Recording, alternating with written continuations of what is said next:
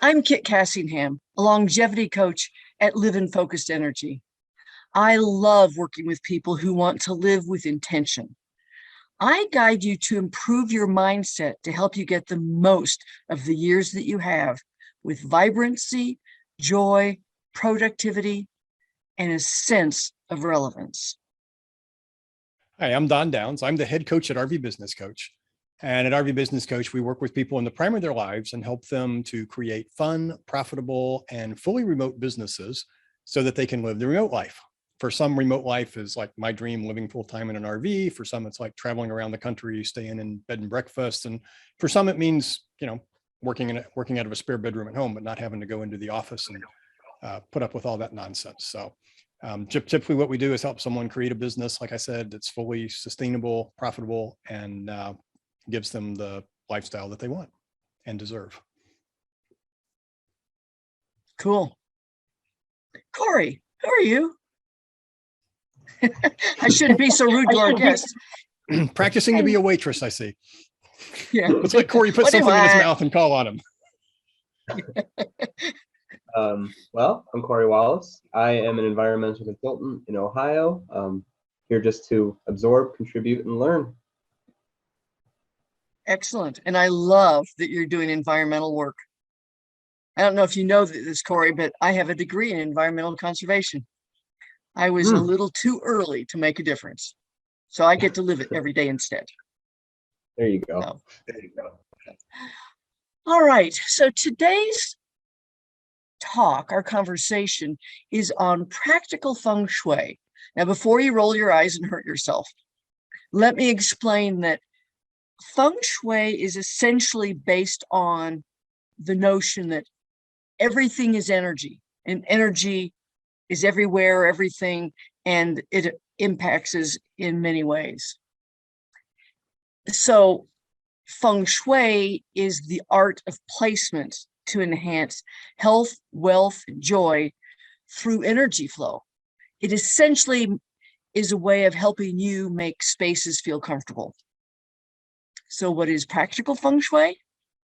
That is applying it to your lifestyle so that you have comfortable feelings, comfortable spaces based on your personality, your decoration style, and all of that.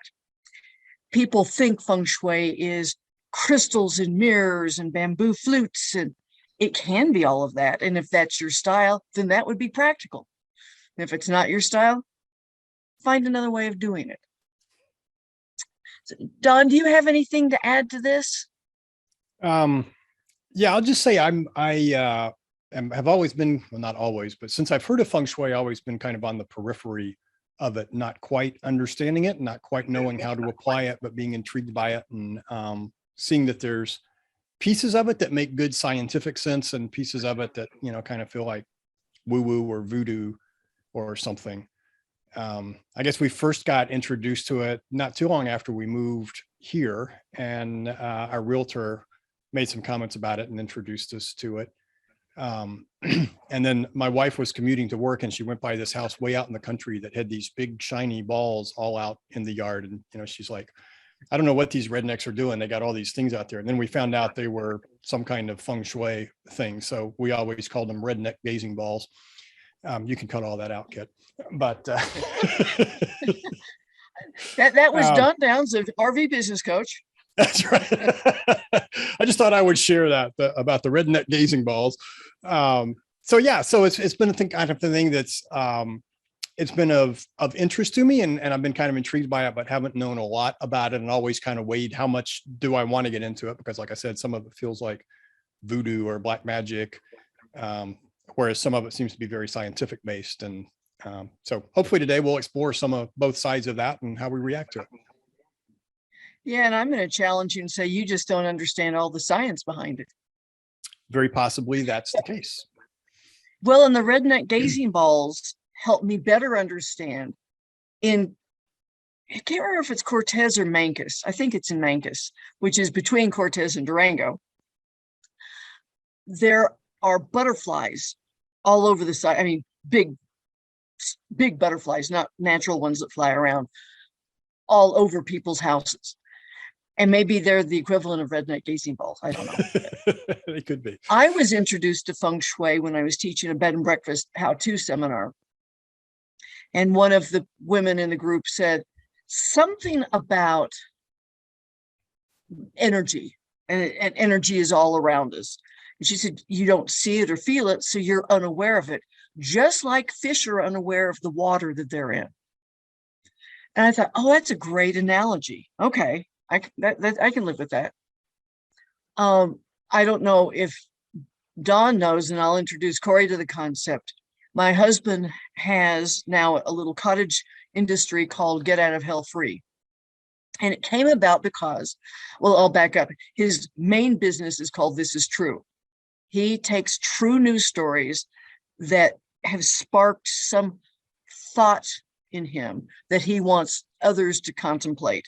And he'll make you angry or cry or scratch your head or something, because that's when we think best, when we've had our emotions challenged. He wrote a story on, and remember, he didn't write the stories, he took it and summarized it, on a British tomato grower who was using Feng Shui to increase tomato production. So Randy takes the stories, he condenses them, he has a title and what I call a punchline, he calls a tag. And his tagline was, one of the employees of the tomato grower, two of them quit because they couldn't work for somebody who thought there was a power higher than God. And Randy's comment was, you mean like the sun? He had a minister associate who he passed these edgy things by, and the guy laughed and he said, that's great. One of Randy's readers objected. She says, oh, that's anti-Christian, you're going to hell. So he created a Get Out of Hell Free card, which provided some entertainment years later, when Hasbro came after him. But he said to his readers, here's the story of why I produced this. If you're tired of people telling you what to think and where to go and what to do, send me $1. I'll send you 10 cards.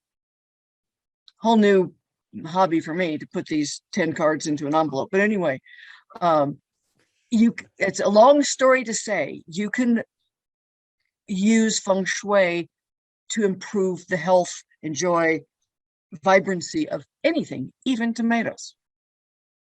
So, long story. True. Hopefully And, you talked about it being about energy flow. And, it's like the deeper I get into physics, the more everything is about energy. Even inanimate objects are energy with all of the molecules flying around and the atoms and whatever, electrons and everything. So it is an interesting concept. Like you said, maybe the pieces we don't understand is simply not understanding enough to get to where it actually makes a lot of sense, rather than feeling like it's voodoo because it's uncomfortable and outside our comfort zone. Right.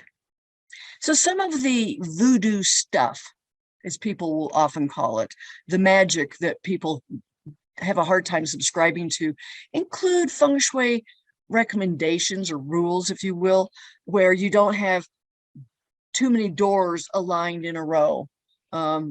Maybe no doors aligned in a row, because like a channelized river gets to flowing too fast and gets out of control, the energy that flows through those doors goes faster and faster, and it gets out of control. And whatever's at the far end is just going to get blasted by this energy.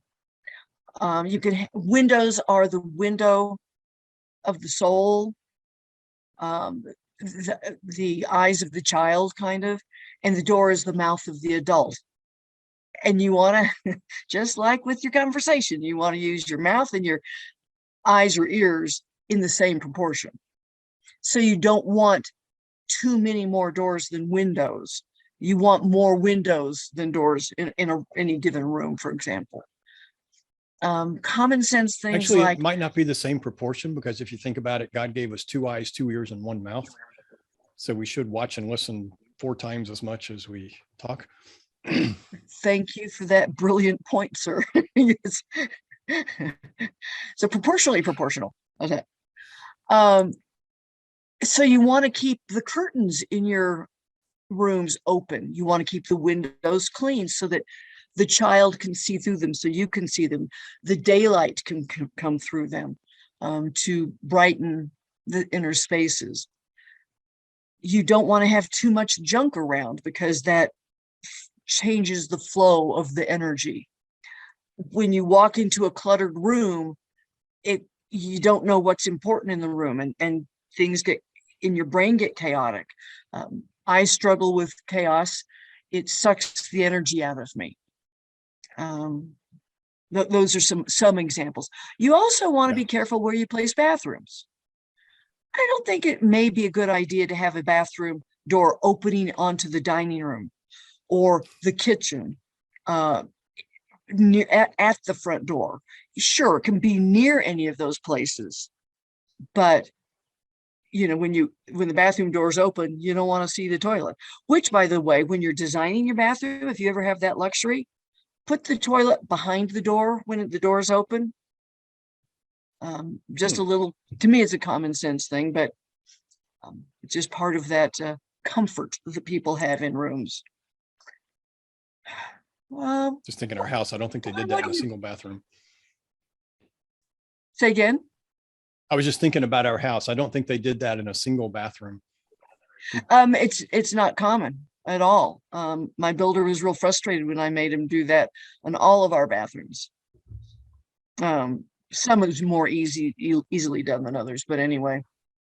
So this isn't feng shui, but what the builder did on our house consistently was he would put light switches behind where the door opens up. So you'd have to go in, close the door, and then turn the light switch on. And we made him change all of those. Yes, I would say that's anti-feng shui. Yeah. You know, I don't know that I didn't quote feng shui on him. I just quoted practicality of you really want to be able to walk in the room and turn the light on. Yeah. There's a bed and breakfast up the road from us that is a renovated schoolhouse. And the people, and I got to do an inspection back in the days. I did bed and breakfast inspections for the association. And they punched up a doorway from the gym or lunchroom through the coat closet to get into the guest room. Double doors, one into the common area and one into the guest room. Not a light switch in between. So if you go in and close the door, you're in the dark till you can find the door. Yeah, it's like, oh well, same idea. I wish they'd talked to me sooner, but it's all right. Right. You know, one thing you reminded me a minute ago when you talked about clutter, one of the books that I liked that we got on feng shui was called Clear Your Clutter with Feng Shui by Kingston.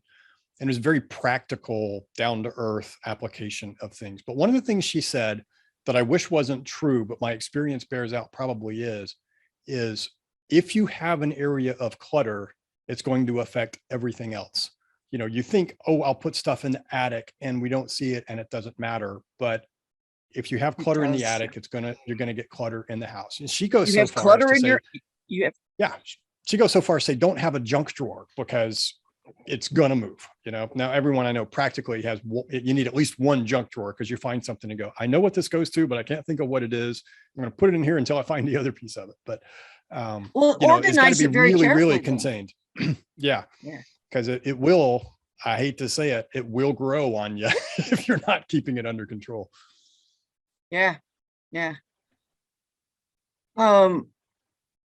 Another thing that I have noticed, and I don't know if I used to be a feng shui practitioner, studied it for several years, loved it. And when I was a realtor, it was real practical for me. But I have noticed that I get dust bunny collections in particular places in my house more than others. And I'm relating it to stagnated energy flow. And the worst offender in my house is my stairwell, which has 3 wall sconces, but they're dim. There's no solar tube lighting over it. And that's where my biggest, most ferocious dust bunnies reside and multiply. Because you know they're bunnies, and you know what bunnies do when you leave them alone. If you leave them under the bed, they turn into dust rhinoceroses. I didn't know that. I'm not going to look under my bed now. Seen some pretty big ones under there. That's what I like about Roomba. She'll go under there and clean them out. You know? I've ruined more Roombas, but anyway, what I would do if I were real interested in making the change is I would put brighter wall sconces in that stairwell to help stir up the energy. And I might dry mop more often too, but that's now we're getting really extreme. So Don, we've talked about how feng shui applies to RV living or traveling. What are your observations about what things people might do wrong or things to avoid so they don't do wrong and hurt themselves? Yeah, that's a difficult question because, in RV living, you're really limited, right? You have a certain floor plan that comes with your camper and it's pretty hard to change it. So, but some of those things, one of the basic feng shui things that is very, very practical in any condition is don't have your desk with your back to the door, because it's just, the feng shui theory is someone could come in and stab you, but also just the fact that someone could come in and startle you can be quite annoying. When I was a software development manager and we all had cubicles and everybody's computer terminal was directly opposite the door, and every time I would walk in and speak to someone, they would jump about 3 feet off the floor. But eventually my staff started begging me to wear noisier shoes so that they would know I was coming. But you do have that, is one obvious one.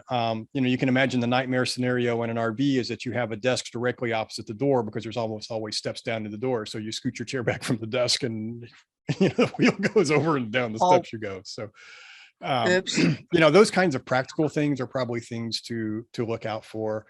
I don't know if it's totally feng shui, but I know color can make a big difference in your mood and in your productivity. When it's really, really dark, I find it much harder to be focused and productive than when I have lighter colors around me. Bright lights, bright color, but it's not glare. So if you can make those kinds of changes, I think could be very helpful. Mirrors, by the way, are really valuable feng shui cures, which cures how they fix things that are hard to fix. You have no option but to have your back to the door in your office, your RV or whatever. So put a mirror up. Could be a little one.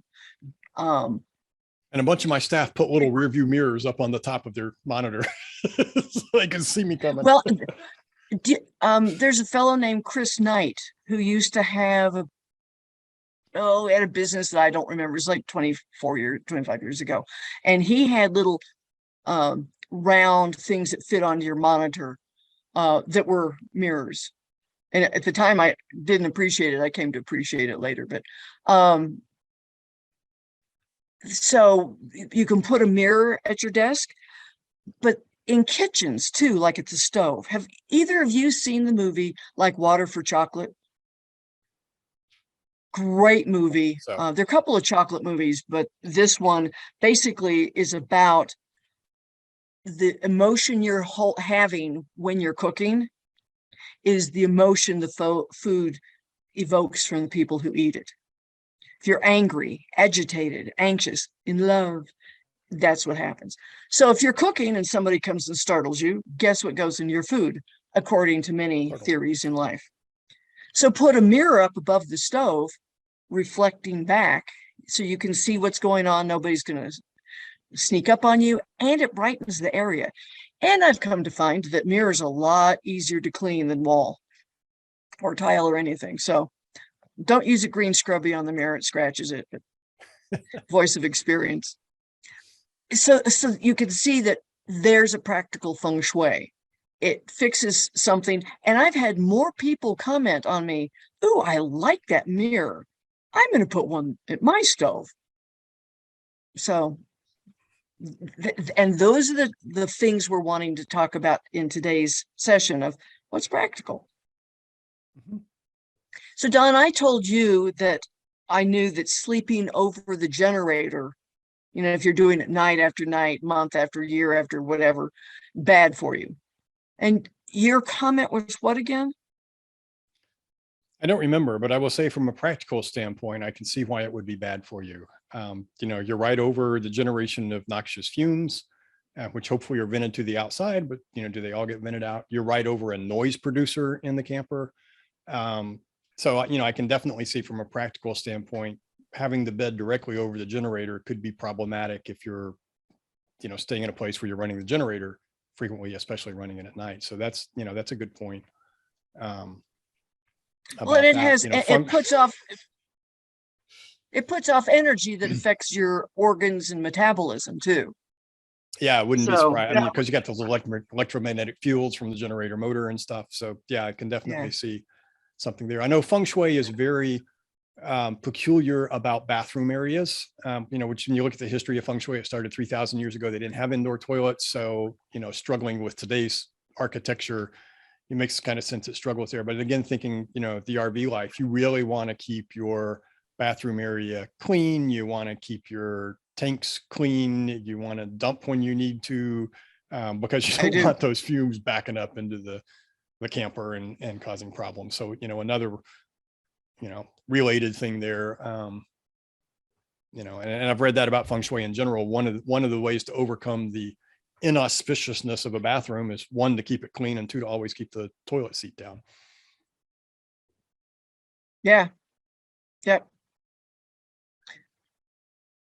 Speaking of where you put bedrooms also, and kitchens also has an impact.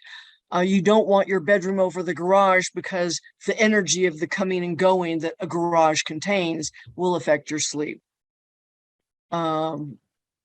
Especially if you have teenagers. Right. I said bedroom and, oh well.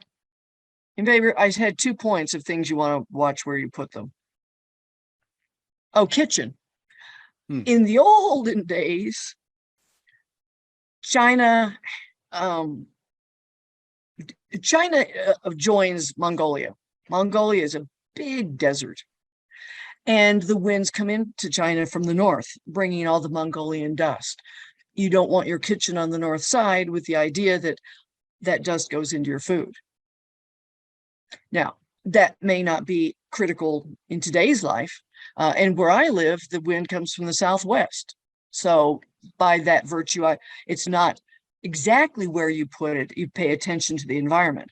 I don't have my kitchen in the southwest, though that wasn't an intentional Feng Shui design.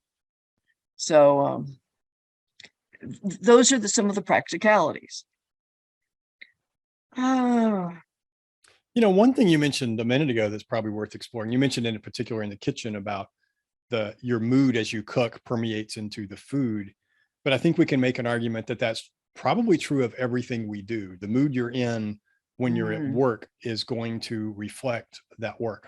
You know, really obvious, say if you're an author, the mood you're in is no doubt going to affect the scenes you're writing and how the characters react. But it probably applies in all of us. Like for me, being in a really cluttered space leaves me feeling a lot more cluttered in my brain, and a lot harder to focus on the really minute details.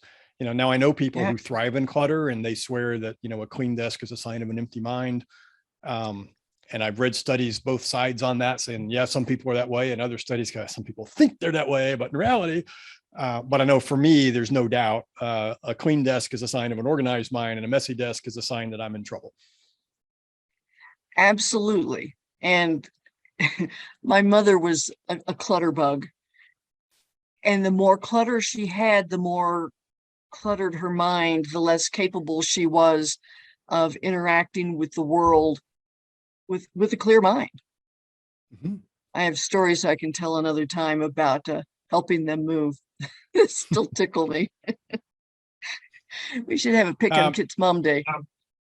You know, the clutter thing again, rolling back into the remote life and RV life, right? There is no space in an RV that you can have clutter and it not be seen anywhere else, right? It's just, if you have clutter here, it's going to affect the entire living environment. If you're staying in a hotel, it's going to be the same thing. There's just very little room. So, you know, if you're not picking up after yourself, you produce that kind of cluttered thing. Even in an Airbnb, probably a little better off because you may be a larger space, but it's still likely that whatever mood you're creating is going to permeate all you do. And especially, you know, come travel day, if you've been making messes everywhere, travel day becomes a real pain because you've got stuff scattered everywhere. So just, I don't know, that really hit me when you talked today about the emotions you're feeling goes into whatever you're doing.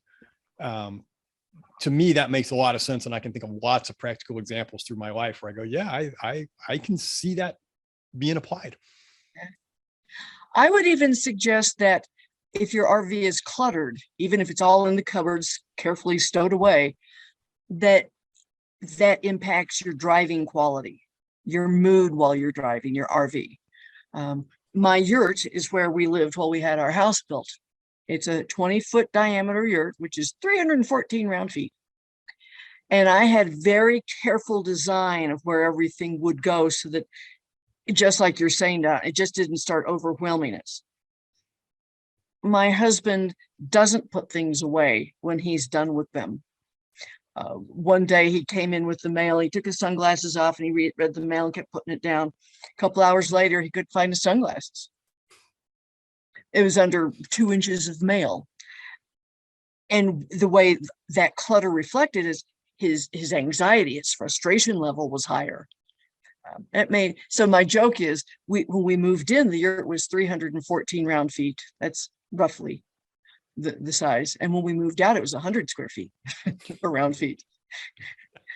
There was a path from the front door to the bathroom with a little path to our desk chairs, and then a path to the kitchen, the path past the bed to the kitchen. So yeah, it does. You're right, That's a funny thing you mentioned. And I can confess I've had the same problem of knowing that being in a mess is going to negatively affect me and make me messier, and yet not taking the time to clean up behind myself to stay out of that mess. And I think it ties in here because as I think about my peripheral knowledge of Feng Shui, messes don't go well, keeping the space clean and ordered. So if you're really practicing it, you probably have enough oomph to pick up after yourself. But just curious, Kit, what you think about that. And if you have any tips for people like me and apparently Randy, who are not great at picking up after themselves, and therefore create problems for themselves. Well, the simple and obvious, obviously not so simple or obvious, is that when you're done with something, you put it where it belongs. If it's a tool, put it back where you got it. If it's a dirty dish, put it in the dishwasher or in the sink or beside the sink where you have a specific time that you'll wash them. But when you finish reading the mail, don't throw it on the floor. It goes in the trash. It goes on the to be paid or to be processed or whatever file bucket. See, we have the pile on the floor for the stuff that needs to be shredded, and the pile on the floor for the stuff that needs to be recycled, and the pile on the floor for the stuff that needs to be carried into another room and filed. Careful, the dust bunnies will make it held captive and you'll never get it picked up. My aunt was a collector, and every magazine, newspaper, letter that came into her apartment was stacked neatly against the walls, up the walls. One day, one of the magazine stacks fell. No big deal. She can just step over it. She stepped on it, slipped, and fell. Now, she had made arrangements with a neighbor years before. They had their kitchen windows faced each other. And the rule was, if the curtains aren't open by 10 in the morning, call for help or come over or whatever. So the firemen came over and they picked her up and took her away, because I don't remember if she broke anything, but as they took her out, they said, "Lady, you ain't coming back here till this mess is cleaned up." It's a fire trap, not to mention a death trap. But so her son had to take off work and go recycle her apartment walls or linings. So those are some examples of why you don't want to do that. You could hurt yourself with the collection if it falls. Corey, I just saw a video that I'd forgotten about. Your bookcase reminds me of it. Two little boys are showing the tablecloth trick. You put it on the table and you've got it set nicely, and you pull the tablecloth, ta-da, all the plates are still on it. Well, when the big boy went like this, his elbow went into the little boy's stomach, who fell into the bookcase. Everything stayed on the table until the bookcase fell on the table on the little boy. Be careful, Corey. Will do.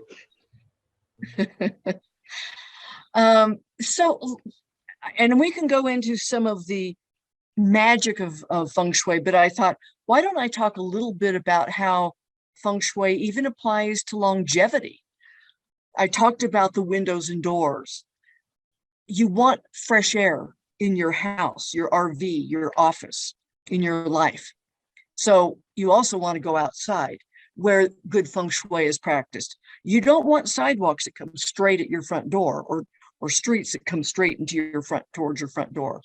You want meandering sidewalks, paths, roads, which is not, I mean, that I just put two things together, but hopefully you can follow that.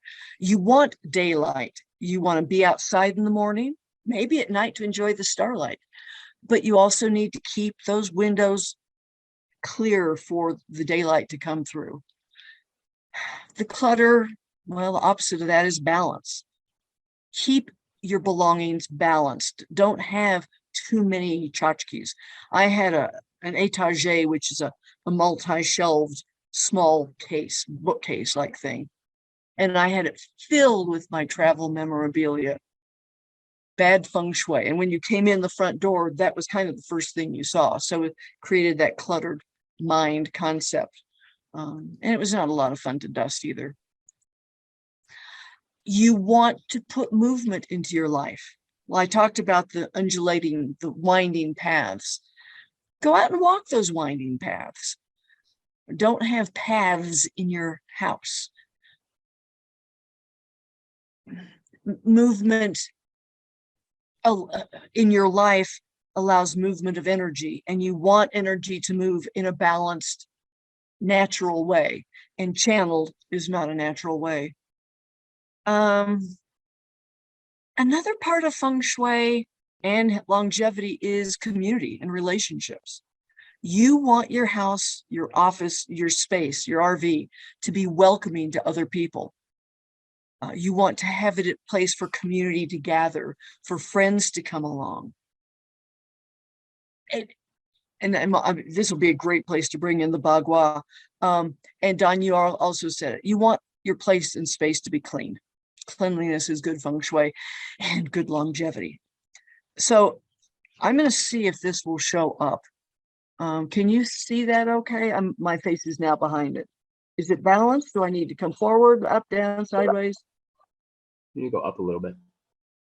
Like that? About all of it, yeah. Okay, well, close enough. You see that I've got an octagon here. Each space, and this is called a Bagua, and a Feng Shui practitioner uses a Bagua mirror. Mine, which I can't find, I may have gotten rid of it at some point, but I'll bet it's in a box somewhere. No, I don't have any clutter. Mine is wood and has, so you can see this little space here, that's the center, and that's another, it's a mirror figure. But it relates to the directions, compass directions, for example. There are at least two schools of Feng Shui. I know of the yellow hat and the black hat. There's probably red and white and purple and silver, and making that part up. But I know of yellow and black. Some schools go with actual compass directions. North is the fame direction. South is career. East is children, and west is family. And then there's the points in between, which I won't go into. And each of those, in addition to having those definitions, they have animals related, associated with them. They have body parts, color, and I Ching symbols.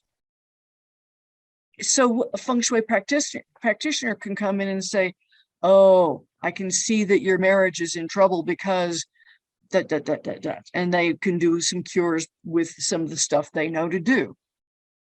You can arrange, but the Feng Shui I practiced takes the Bagua, and where your door is, and the door could be to your room, to your house, your driveway or sidewalk. It could be the main street into town.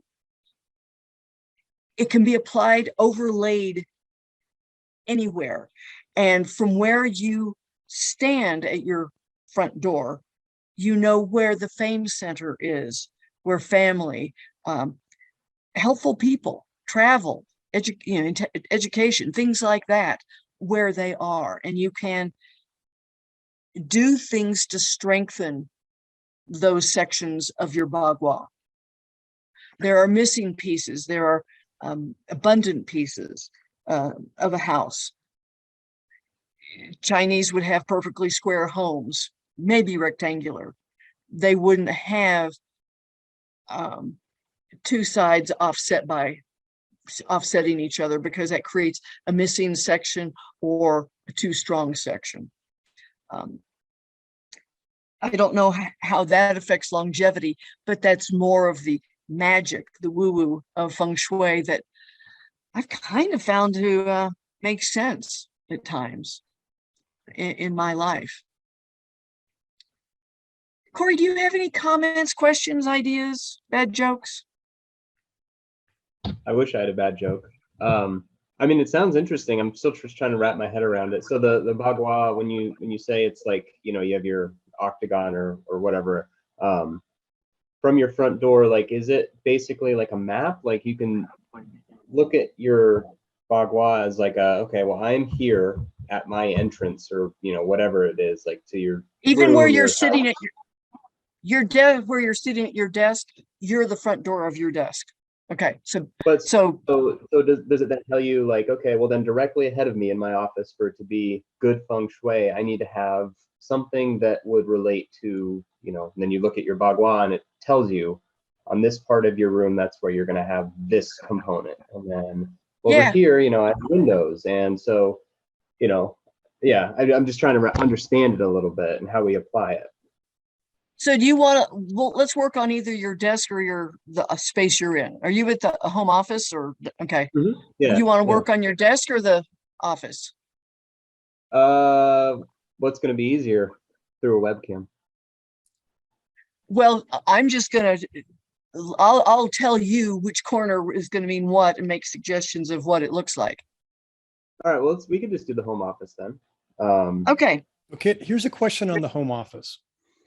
Okay. I could see two ways you could do the Bagua. One is standing in the door to the office, looking into the office. But the other, as you were just saying, where Corey is sitting in his view of the office, puts that was him just at what I was going to ask on, yeah. the south corner of the Bagua, you know, you know, so like for me, my door's over there. Right? So I could put the Bagua where I'm sitting and go wealth corners up there, or I could put the Bagua on the door and go wealth corners back there. The Bagua will overlay the space you want to Feng Shui. You want to make sure your desk is perfectly Feng Shuied. It just overlaps the desk. Okay. And you are at the front door of your desk, which then fits into the Bagua for the office. So you have a series of overlapping Baguas. So here's my desk. My office door is there. So I essentially am in the family / elders portion of the Bagua for my round house.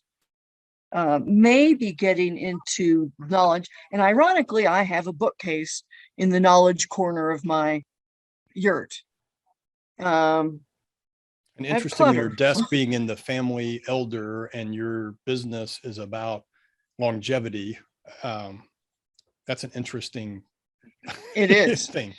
Did you do that intentionally or just noticed it? Well, no, because I've just noticed it. I have evolved into longevity. Though family has been to a certain extent my coaching all along, and just took slightly different flavors as I've grown. So let's go back to Corey's office. Where is your office door, Corey? So it's a staircase that comes up. It's a loft, and it's right in front of me. So like the staircase wraps around, and it comes out right behind the camera. Right in front of you? Yep. So yeah, you can't Okay, see I it. thought I'm you looking said, at it. well, okay, behind me. I thought you said it was behind you. I'm Sorry, going, yeah.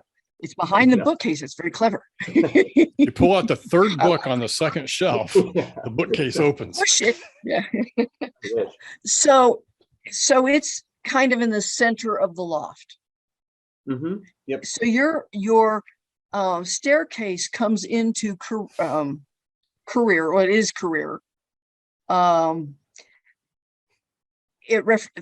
animal is tortoise. So you probably want to go slowly down. You said it's a spiral staircase. Not a spiral. It just goes down. There's a landing, and then it goes down the other way. Okay. So the body part is ears. The color is black. Nature is water. So those are things that you could consider decorating that door space with. And the I Ching symbol is winter, which is 2 dashed lines, a solid line, and 2 dashed lines. No, it's season is winter, and yes, the I Ching number symbol is water. I confused you there. And the number is 1. You are in the middle of the room, or are you closer to the back wall? I'm probably closer to the middle still. Yeah. Okay. I mean, the bookshelves are on the back wall here. So the And I'm bookshelves are probably 5 feet from those bookshelves. okay. Also close enough to center for your desk, but the bookshelves are in the fame section to help boost your fame and your wife's fame. Put books that relate to your industries there. We have a few of them. If you have decorations or things that represent fame or rank, you could do that. So here's information about that. Red is the color, fire is the element, eyes are the body part. So put some eyes on that, some googly eyes maybe. Birds are the animal. It represents festivity, and 9 is the number. Okay. It's summer, and the I Ching is flame, which is a solid line, 2 dashed lines, and a solid line. So you can take from those elements, and I mean, you could put some red fabric or ribbon on the top of the bookshelf to increase the red for your fame. See, there's all kinds of ways of doing it. Right. Collect more red books. Yeah, you've got several nice red books there. I have several on the side you can't see too. There's 4 of them here. I think you can only see 2 of them. I see 3. Yeah. Okay. So if you want to increase your wealth, as you're sitting, as you walk into the room, which would be to my right, the far left corner is the wealth corner. You want purple, blue, or red. Wind is the nature. You could hang some firecrackers there to be explosive and grab attention. A frog holding a yen, Chinese coin, is a representation of wealth. You could put that in the corner if that fit your decorating style. If it doesn't, don't do it. I've lost more coins when housekeepers have knocked my frog's coin out of its mouth and thrown it away. Then relationship, Corey, is the far right-hand corner of your loft space. Put things in pairs. Have candles there? Put 2 of them. If you want a child, 3rd one. If that's marriage, relationship, pink is the color. The organ is abdomen. And it's receptive. And the I Ching symbol for that is 3 dashed lines. So, and that's the strongest, what's it say? Strongest change of female principles. So I think that's a strong female element. Looking at all the stuff I've written down about it. Hands is the body part for one of these. And I was intrigued at somebody's house. They had hand statue or Oh, so this is a hand statue. I should move exactly. it, I guess. Yeah. Well, unless hands are part of your fame. I don't know if they would be. I mean, this is no. so it's Allie and I's hands. So maybe it goes in the relationship corner. That would be good in relationship corner, which may just be a different part of the bookshelf. Where is, oh, there it is. So knowledge is the near left corner of the, so as you come up the stairs immediately on your left is the knowledge corner. And that's also where hands belong. So those hands could be in either space. And so you can see the knowledge corner indicates scholarly success, intelligence, contemplation. Hands are the organ, colors are blue, turquoise, black, green. Mountain is the I Ching symbol. It's the inner world of relationships. And I know this is a lot of fast stuff, and but it's to help you see ways you can subtly apply feng shui to your office. And you can do the same thing to your desk. So from where you're sitting, your far right corner is your relationship corner. If you have any pictures of you and Allie, one could go there or two. We just moved into a new office. I should do this at my new desk. Like at work, Yeah. we just moved off. You mean I don't get to look at that window anymore? Oh, at the other one? Yeah. No, I have a lot better window though now. So next time I'm at work, you'll be able to see it. All right, good. So this is a real quick way of using the woo-woo part of feng shui that can be fun, might make a difference. You do not want to have colors in your fame section that will douse the fire of fame. You may not also want to have too much red because that might make your fame a little too hot. You could put some birds on that bookshelf, which could be fun. And have festive things there. So there are a lot of ways of strengthening your fame, your relationship. So anyway, all right. Interesting. Now that I took over that conversation, any other questions? Ideas? So I've got one thing we can talk about unless Corey has questions about his office. Or his house or anything. Or house or whatever. I have questions. One of the questions you should go first on, and then I can. What's that, Corey? He said he does have questions. I have a couple of questions, but I think Don should feel free, and then if we have time at the end, I can ask some stuff.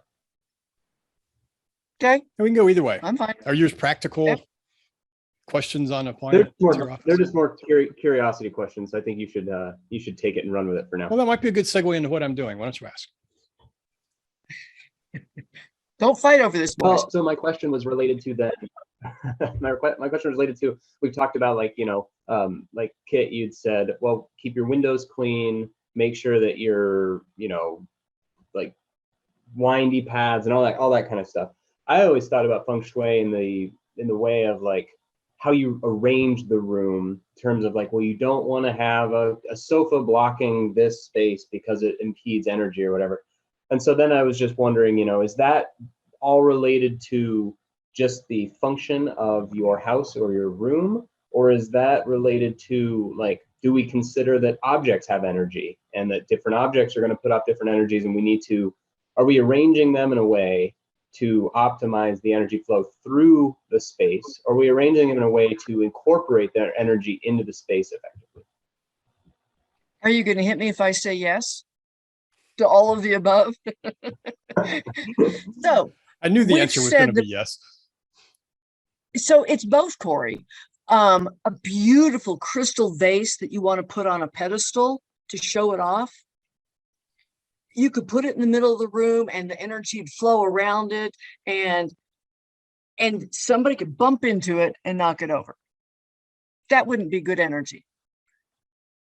So you'd find a way of highlighting it in a different way. Again, because I was in the bed and breakfast world real intensely as I was learning about feng shui, I have a lot of bed and breakfast examples. One in where I was teaching a class had a living room that nobody liked using. The owner commented that nobody sits here. Look at all this gorgeous furniture. Well, my class took it upon themselves to rearrange her furniture because they also felt that way. And when she came home later, she goes, "Oh, I like it." And she'd put the sofa or love seat, whatever, with its back to the foyer where the front door came in. And the chairs were just placed oddly, so you couldn't have conversational groupings. You couldn't see out the windows or to the front door. It wasn't just the Western bandits who wouldn't sit with their back to doors. Few people like to sit with their backs to doors. So you can see why now said, yes, you don't want to put a big, heavy piece of furniture in the middle of a room. It blocks the energy and the flow. And again, there's, what do you do with it? If you really wanted to boost your feng shui in your loft office here, you could put a bookcase in the knowledge corner. You could rearrange your furniture. But if it's not feasible to do that, then you make do. I mean, because there's no one way, no right or wrong. Well, there are probably wrong ways. There's no one right way to do anything. One innkeeper who brought me in had, you come in the front door and it's just a line of doorways creating a hallway. And he commented that it felt really rushed in that space. He didn't want to be hanging crystals and flutes and stuff like that. So he had somebody make some flower, my hands are too high, wreath, or with some lace and flowers like that, which fit his Victorian style. And he hung those in the doorways all along. And it changed the feeling of the space. Okay. So he couldn't rearrange his doors, but he could soften the energy flow. So I don't know if I've addressed your real question other than my smart, aleck, accurate response with yes. No, I think it makes sense. Yeah. I was just curious about it. So yeah, I think it's a good explanation. Well, Yeah. all right. So I don't know how your bedroom is set up. You don't want the bed with the footboard pointing out the door. That's in the olden days. That's how they had caskets in the viewing rooms. The feet of the dead person were out the door. And so the implication is, if that's what happens to your bed, you're going to die and go out the door.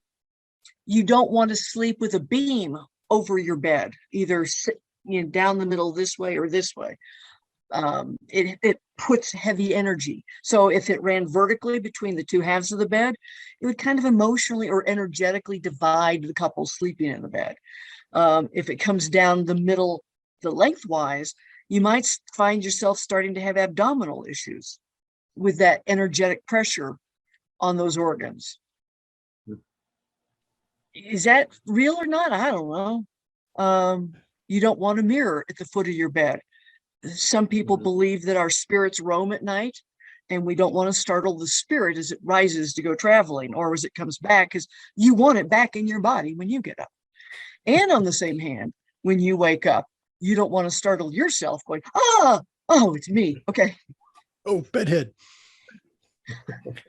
Didn't brush my teeth or my hair before I got up. Yeah, some of that is good segue into the thing I wanted to bring up before we run here is that a lot of times people, when we talk about feng shui, they'll ask me questions about how does it fit with other things, like for me, Christian faith, right? How does, and like the guy you were talking about, well, I don't want a power higher than God. So, and how does all of this woo-woo stuff fit in there? And, and for me, some of it makes perfect sense. Like, like Corey was talking about arranging the room so that you can walk through it without bumping into the furniture, and arranging it so the sight lines are such that the pieces you want to draw attention to are easily visible and the light comes in and stuff like that. I don't see any conflict there. It's almost just like common sense, scientific based, things you can do. But then you get other weird things like, the mirror at the foot of the bed, You know, for me in the office, one of the office walls backs up to a bathroom, and in feng shui, you know, if I put my financial files on that wall, then all my finances will be flushed down the drain of the toilet. And it's like, I don't know that I'm really, you know, going to say that's more powerful than if God wants me to be wealthy or whatever. I will say that in reading some of that, one of the things I read to counteract it was you could put like a green glitter lamp or a green lava lamp on that wall. And so, you know, might I someday get one? Because I think it'd be a really cool thing to do. Yeah, I might. I think it'd be fun to look at, right? Do I feel like I have to do that in order to keep my finances from flushing down the drain? Not really. So I think there's some of this, I don't know, you get what you believe, which there's a lot of biblical references to that anyway. You know, I don't know. For me, I think it's okay to kind of pick and choose some of this stuff. If it conflicts with your core values, don't get wrapped around the axle about it. Well, yeah. Play with it. I mean, one of my philosophies in life is play with it. Your life is a lab. Experiment away. Have fun with it. And I don't know how somebody came up with a green glitter lamp. Because wealth is purple or red, blue, purple. Trying to remember. I think it's to counteract the water that's on the other side. I don't know what was wood. All right, so water. I don't know. So with that, wood would counteract that. So you could put a wooden bookcase there. And then if you're really clever, you could line it with foil or a mirror. I could put a bamboo fountain there or something. So, I mean, there's, you know. Or fountains are wonderful feng shui cures. But if you put them in the wrong place, they could be feng shui disasters too. But yeah. So there are lots of ways of doing that. So that file cabinet, that's the only space it will go, is on the back of the wall of the toilet. So you can take your chances that God will protect you, or you can take care of yourself and let God bless you. And you can put the wooden bookcase there and the lava lamp or a red statue or red dollar. I think a lot of it is just your mind, right? I mean, for me, I wouldn't want to elevate the voodoo of feng shui above my religious beliefs in God, but I also don't believe they necessarily have to be a direct conflict. You know, it's not necessarily an either or that I can, you know, kind of like I think God set up natural laws like gravity. You know, if you drop your pen, it falls to the floor. I don't think every time you drop your pen, God goes, oh, Don dropped his pen. I better grab it and put it on the floor. You know, so it's certainly possible that he set certain laws into motion that we don't fully understand and that these things could go. But, you know, again, I think a lot of it is just how do you want to play it? And like you said, be open to ideas. And you don't have to be totally constrained that that's the only possibility out there. Well, now, if you can take it, here's another way of looking at it. God made everything in our universe. So God made feng shui. God made the rules of feng shui, or all of the rules, conflicting or otherwise. So, and I don't think it's really in the Bible, but people say it is, that God helps those who help themselves. So take all the tools. I know it's not, but I mean, I haven't read it cover to cover, so I can't be positive, but I've heard. I have a couple of times, it's not in there. And the other distinguished scholars too have agreed with you, Don. And so you take all the tools that you're given, that God made, and apply them in ways that work for you, make you feel comfortable. What does it take for you to get successful? Apply the tools and do them, as long as they fit into God's laws. I don't think that the gunman in Uvalde was using tools that God made, but I don't think he was applying them in ways that God wanted him to. Have to agree. Just my personal opinion.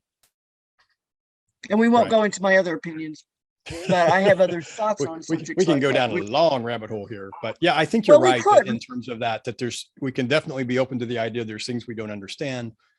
And you know, it's just, there are things we can explore and we don't have to let them be something that blocks us from other beliefs. That's bad feng shui to get blocked. I have a brother who's a scientist. What he sees, he believes. And I said, the problem is that we may not have the tools to help you see some of these things you're rejecting. For example, this business card holder looks really solid. You put a powerful enough microscope on it and you'll go, whoa, look at all the space in that. Without the tool of the microscope, you wouldn't know how much space. So what else is there we don't know because we don't have the tool for it? I don't know. Exactly. I'm going to say a lot. There's a lot we don't know, which is good because we get to go exploring and experimenting and having fun. Right. Right. Try it out. Try it out. So Right. I But can certainly any of the you things that they guys make you real uncomfortable, you don't have to do it. Right. But you have to do it before you know it makes you uncomfortable, right? True. Good point. Or not. I don't know. I don't know. So Corey, do you have another question? Do you want to go longer or? I don't have any more, but you know, we could talk for longer if you. But you've answered all my questions so far. At least for now. After you and Allie have put this together, you could. Kit, let's get back on Zoom. Oh, better yet, bring me to your house and I'll help you. There you go. All right. You're welcome anytime. He's just looking for a paid trip.